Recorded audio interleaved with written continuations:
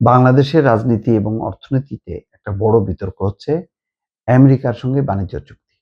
মার্কিন রাষ্ট্রদূত সেদিন বলেছেন যে সরকারের সঙ্গে কোনো গোপন চুক্তি হয়নি।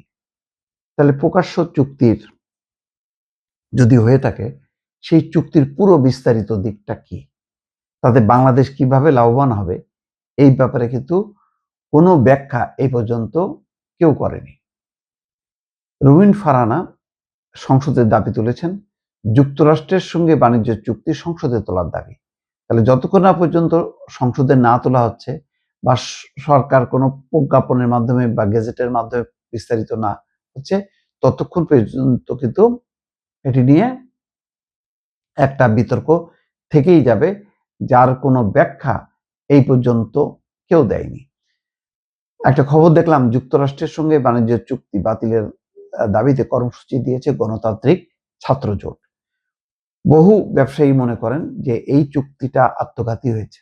নির্বাচনের 3 দিন আগে অন্তর্বর্তী সরকারের এই চুক্তিটা করা উচিত হয়নি।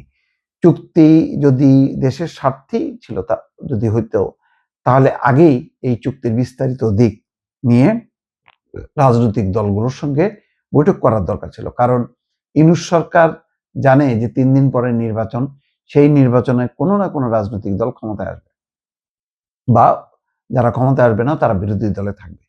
তো সরকার এবং বিরোধী দলের গুরুত্বপূর্ণ রাজনৈতিক দলগুলোর সঙ্গে এই বিষয়টা খোলাসা করার দরকার ছিল।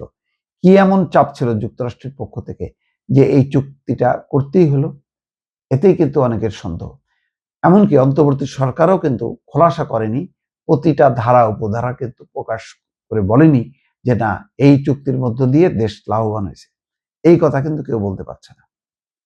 এইটা যার কারণে ধুমায়িত হচ্ছে, বলা হচ্ছে যে বাধ্যতামূলকভাবে উচ্চ মূল্যে যুক্তরাষ্ট্র থেকে গম কিনতে হবে, বোয়িং বিমান কিনতে হবে, আরো অনেক কিছু, অস্ত্র কিনতে হবে।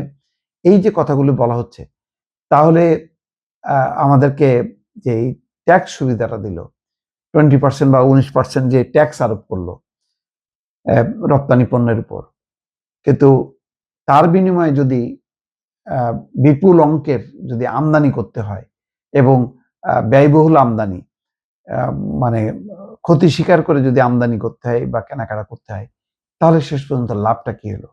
আগে যে বাণিজ্য ছিল, সেই বাণিজ্যে বাংলাদেশ যে ভারসাম্য উপরের দিকে ছিল, অর্থাৎ আমরা রপ্তানি করতাম বেশি, আমদানি করতাম কম। এখন আমদানির পাল্লাটা বা পরিমাণটা আর্থিকভাবে অনেক বেশি বাড়ানো হলো এই চুক্তির মধ্য দিয়ে। তাহলে এটা কি দেশের স্বার্থ বিরোধী না?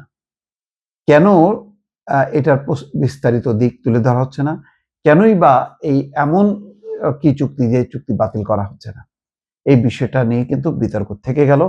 তার এখনো পর্যন্ত অন্তর্বর্তী সরকারও ব্যাখ্যা দেয়নি, বিএনপি সরকারও কিন্তু ব্যাখ্যা দেয়নি দর্শক।